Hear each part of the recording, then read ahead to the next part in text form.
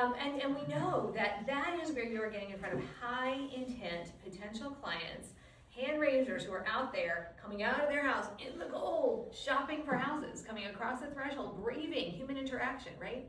To look for something that they think that they want.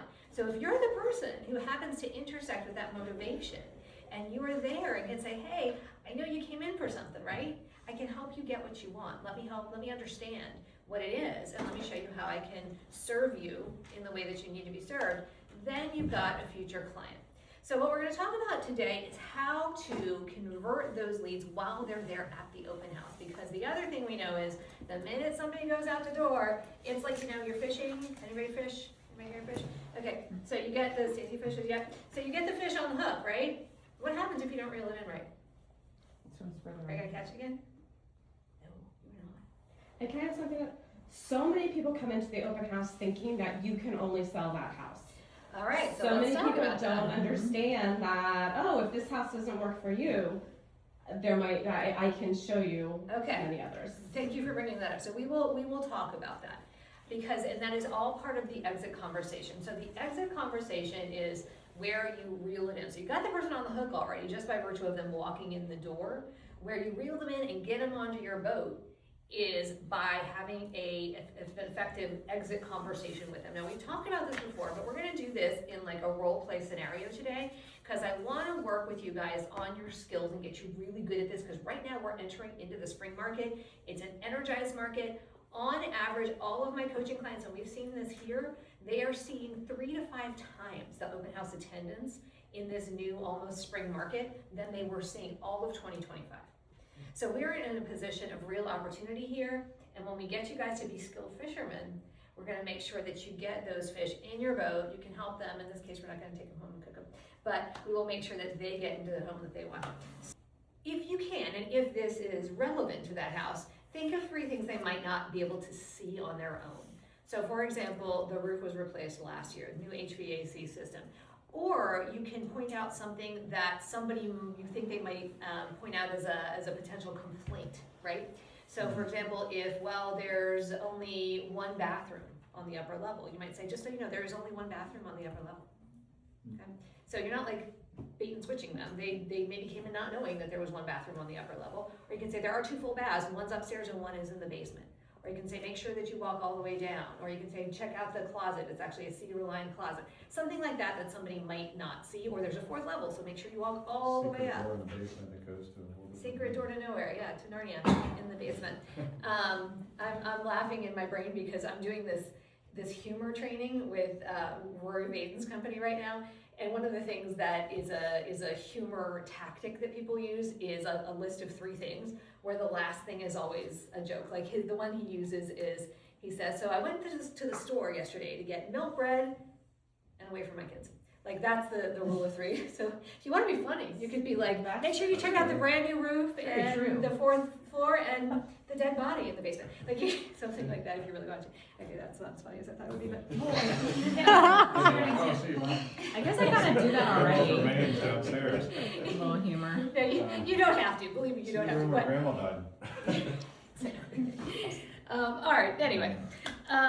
So there's the intro and sending them off to look at the house. Now the exit conversation. This is where the rubber hits the road. And this is where we want to make sure that we are, like you said, making sure they understand we're not just there to sell the house, although that is our first and foremost obligation. We're standing in the shoes of the listing agent, representing the seller. So one of the first things we want to do is to ensure that this house is or is not the right fit for this client, this potential client. So we asked, what's that question that we use to qualify whether the house is the right fit for the client, the buyer, I should say? You see yourself putting an offer on this house? Close. Is this a home that would work for you? Is this a home that would work for you? Yes. Do you see yourself living here or something like that? I would stick specifically to, is this a home that would work for you? Here is why. Do you see yourself as a visual NLP? So if somebody's not visual, they can't compute, right? It's because you could use, if they're audio, then it's like auditory. Does this sound like something? Or, did you hear anything when you walked through? If they're kinesthetic, does this feel like a house that would work for you? If they're not kinesthetic and they're not visual, then you're losing them. So that's why a very direct question, is this a house that would work for you, works here. And then quiet, let them answer. Because if you start to fill the silence, they're not gonna give you all the information that you want. So is this a house that will work for you? Now, how can somebody answer that question? No. Maybe. You get a lot of maybe. Yeah, maybe. It's Maybe. it's always maybe. Okay, all right, so because we're saying it's always maybe, and I don't disagree, it is often maybe. And again, we're like pretending the seller is here watching us, being like, okay, now's your shot. They said maybe, they didn't say no. They might buy this house, right? And that might be the case. How do we now figure out whether this is the house for them? So what would be if you get a maybe, what's a follow-up question you could ask? What checks your boxes on this list, on the house? I wouldn't go there. Is this how many bedrooms you're looking for? Like specific So things we're like getting that? very specific. So we want to stay broad. Stay Think of broad. it like a funnel, right? So like we're still up here, and we want to like filter the information. Is this the from, like, neighborhood you're down looking here. at? Now, if somebody gave me a maybe, I'm going to just take you right there. I would say, do you want to put an offer in that? Because I want to find out right now. Do they want to buy this house or they don't want to buy this house? If they're a maybe, I got to get them into the yes or the no category. So I'll say, do you want to go ahead and put an offer in that? And if they're like, well, no, we're not really ready to do that. Okay, then they're a no. And now the seller's like, if they're watching, not our buyer. And now it's my job to figure out what they do want. If they're a yes, I'm like, let me close the door, let's sit down at the table, and I have done this before in open houses and sold houses in the very early 2000s market. This happened frequently.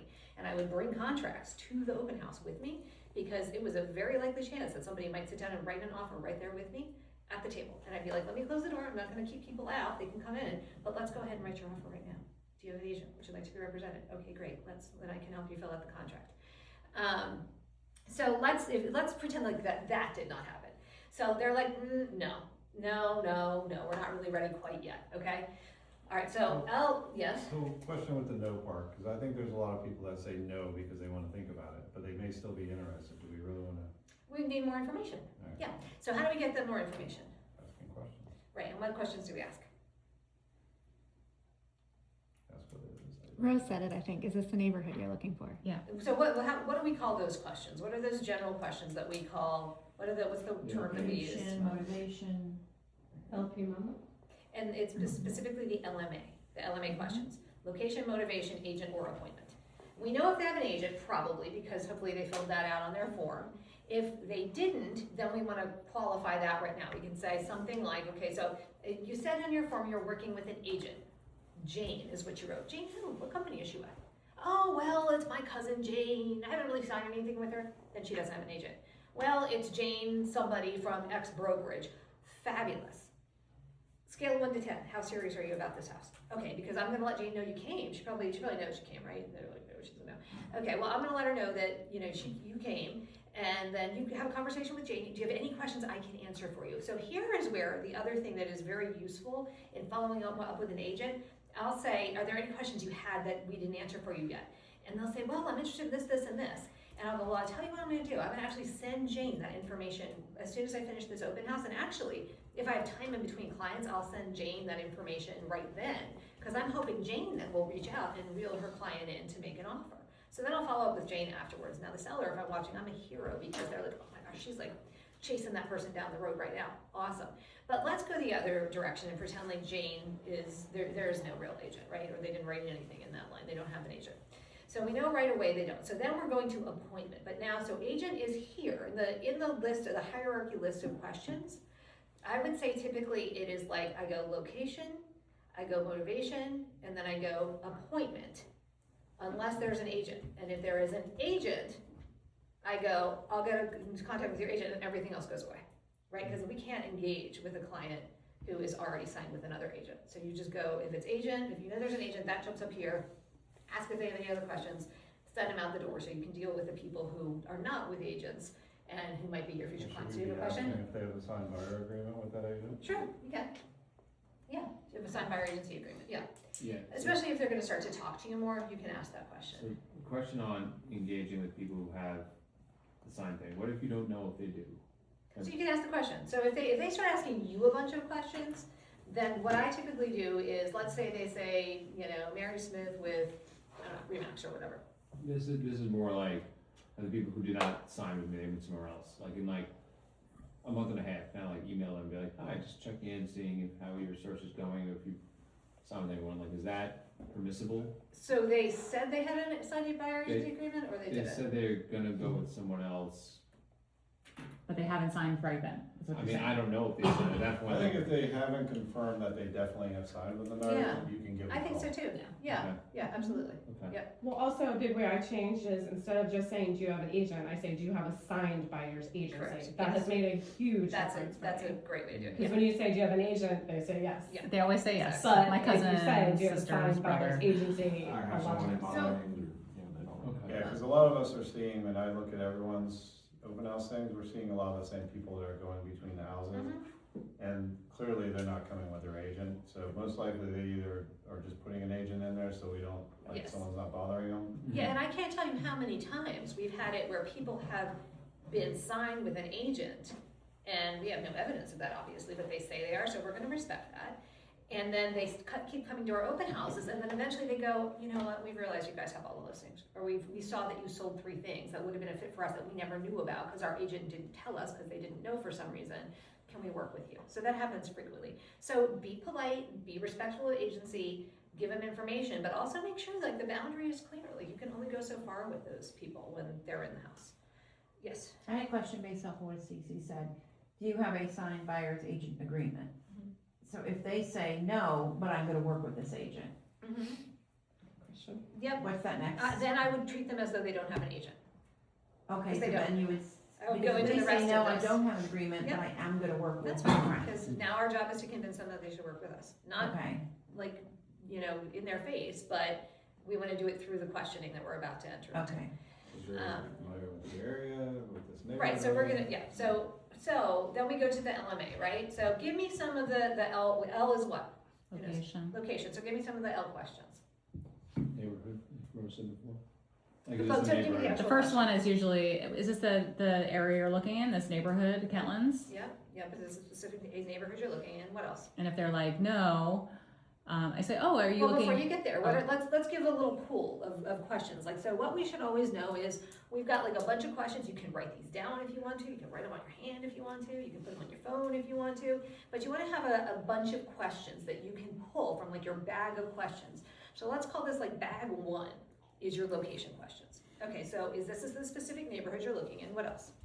What do you like about it? No, so we just want information about like area at this point. What else would be a question like that? That's a location question. I don't know how long you've been looking to try more motivation. That's motivation. Yeah. What other homes have you toured, or what other open houses have you gone to? Good. I think it's getting a little specific. So we want to say very like top of funnel Broad. right now, very broad. Do you have children? That's not No, location. to the school? Well, That's not 'cause of, location. in relevance to the schools, that's what I'm thinking. No, too specific and too Okay. personal. We're going Okay. to, like, we're now on a date. We're not there yet. Okay, so what other neighborhoods have you been looking in? What's another really, really good one that we've missed? So let's just give you guys 3 in this bag for now. Is this the specific neighborhood you're looking in? What other areas are you considering if they say no to that? And then, what's another really good one that we missed? It's not the rent or sell. Well, you're in there, it's part of that. Where Do you you, currently have a home? Where do you live? Where do you live? Right, Where do you where live do you live now? now? Yes, I exactly, don't where know do you why I live didn't now? think of that. Sometimes they'll write it in, sometimes they won't, but, or you could say, look, so you live in Rockville now, right? Or wherever it is, okay. So from there, okay, so let's pretend like you've asked that question and they say, oh yeah, well, this is the neighborhood we'd really like to be in. What's the next question? So now we've done location, motivation. Have you been, have you been looking here long? Have you Yeah. looked in the neighborhood How long long? have you been How looking? long have you been looking? What else? That's How have you another been question. finding the homes that you're looking at? You could do that, yeah. Have you been What do you love finding most about the homes? neighborhood? Now you're going a layer deep on location. So we're saying motivation right now. are you assuming that you don't have on the sheet, like where they currently live, or if they own or they rent? Yeah, so we can get there, but that's like kind of a second layer down. Okay. Because we did where do you live now, that's location. We'll bring it out here today. What's prompting the Good. move? What's prompting a move for you? Yeah, what's prompting you thinking about moving right now? Or what's making this the time for you guys to think about moving? Yeah. So let's have those as your, what do we have, 3 or 4 motivation questions there. All right, so from there, then you have, and remember in between, as they're answering, you're repeating back to them part of what they said to show that you're listening. That's active listening. You're like, okay. So Kellen specifically, fabulous. How long have you been looking? Okay, about 6 months, all right. And then you might go to one of your next, this is like 1 layer down question. So this would be either, if they said they live in the neighborhood now I wanna know, are they a potential seller? I would go there next. So this is kind of like the tree, like the ladder from that question. So you've got location, you've got motivation, and in your brain, you're like, they said they live in the neighborhood now, what's the next question? Do you currently own or rent? Right, do you own or rent or your current house? Okay, I own my house, and then what's your next question there? Do you need to sell to buy? Yeah, do you think you need to sell in order to buy? Right, exactly. So that's kind of like the little, so you've got like the tree coming down here. So if it's, I live in the neighborhood, yes, I live in the neighborhood now. Do you own or rent? And then do you think you need to sell in order to buy? And then that could lead to a series of other questions. So we're gonna leave that seller branch alone for a second. And then on the other side of it, let's say that they rent their house. Where would you go from there? When is your lease flexible? up? Yeah. Could do that. What's your time frame for, what's your ideal time frame for making the move? You could do that too. You could do that as a motivation question also, but I like it better here. Okay, what's your ideal time frame for making the move? Right, when is your lease up? What else could you ask? I'm looking to upsize or downsize. You could. I don't think I'd go there yet. This is probably where I would go, how have you been finding houses for the most part? So I'd probably keep that out of motivation and put that here. How have you been shopping for homes? And then if it's Zillow, which is most likely what they're gonna say, or online, that's our next really quick, now we got the fish on the line, we're bringing them into the boat, right? So what do we use there when they say we've been? You wanna see all the homes for sale. Mm-hmm. Yep, and that works whether they are saying, well, we've been mostly going on to open houses, we've just been following signs, we've been looking online, we've been looking through Zillow. Even if they say, well, we have an agent friend who's been sending us things in the MLS. The same answer works in all of those scenarios. And what's the answer? We often hear of homes that are for sale that aren't even listed online. Yep, so do you want to see all the houses? Or just the ones that so-and-so is sending you? Or just the ones that are on Zillow? Or just the ones that are online? And then you'll always get the same reaction, like, huh? Yeah, because 25% of the houses that sell in this neighborhood is, if this is where you, because of the fact you said, this is where you want to be, sell without ever going on the open market. I had somebody say no to me once. Really? Yes. They don't want to know all the things that I are said, on. oh, you don't want to know all the homes for sale? I mean, and then I said, did you know that almost a quarter of the homes that are sold aren't even listed online publicly? And they said, that's okay. And of course they knew, they were smart enough to know that I was, probably fishing for their business or whatever, but I was like, a little thrown off for that. Yeah, and they're trying to throw you off. So then if somebody did that to me, I'd go, tell me more. Yeah. And then I'd be like, wait a minute, you must not be that serious about Yeah. buying, right? It Yeah. sounds like you're not all that serious. And then they'll challenge you back if you challenge them, but whole other thing. Okay, so, all right, so now you got to do you want to see all the homes for sale? And then they, of course, are gonna say, unless you're that person, yes, we do. And then you say, great, because we often know what's coming on the market before it hits the open market.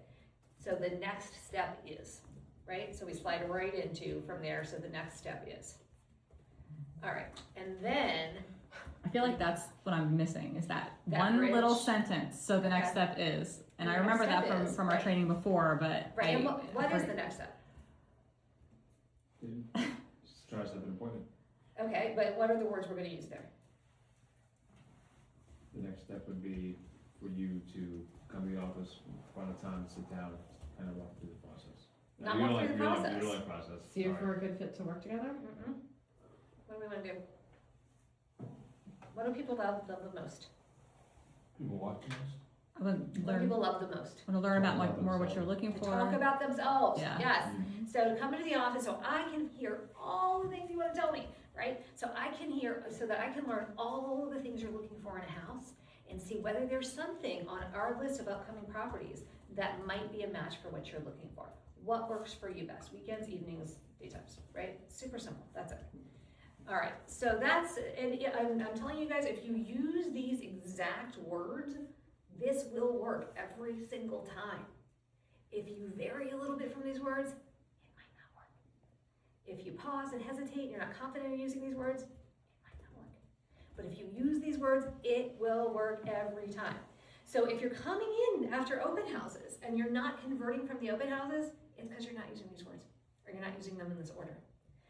So this is what I'm going to tell you guys is study this. Summer is recording this, I think, right? Yes. So let's get this video to everybody, and I want you guys to study this. Study it in the way that you would study if you were going to go to an exam and you had to pass it to graduate from high school, right? Everybody wanted to do that, right? I think. So make sure that you're acing that last exam, because this is the ladder that could be the step to the rest of your lives in your real estate career. This is the time to master this and ace this test. So do it on the buyer side first. I want you guys to really work on the buyer side. It's the less pressured side to do. Your next open house, study this, get this like in your synapses, practice it ahead of time, load it into GPT and practice it with GPT. Grab one of us, grab each other, practice, not physically, like, you know what I mean? Practice with each other before you go practice on the public, please. And make sure you're getting the words exactly right. Get it, if you need it, get a buzzer, get something. Don't let each other off the hook. Don't go, oh, that was pretty close. I want you guys to be word perfect on this, because I want it to work for you. Because I want to come to this next sales meeting on Tuesday and know that you guys converted from these open houses because you used the words, and the words are magic. When you communicate effectively, it really is magic. So next time we'll dive into the seller side of it and what this looks like. This time your assignment is learn this, practice it, go fishing on Saturday or Sunday, come back, bring me a fish in your boat, and then we'll fry it up and we'll eat it together. Sound good?